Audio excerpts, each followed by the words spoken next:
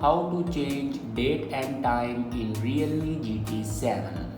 So let's start the video. First of all, open settings.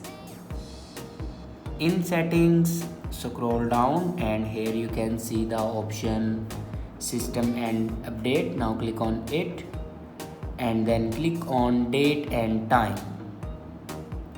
Now here you can set your time format to 12 hours or 24 hours, and if you want to set your date and time manually, then turn off set time automatically.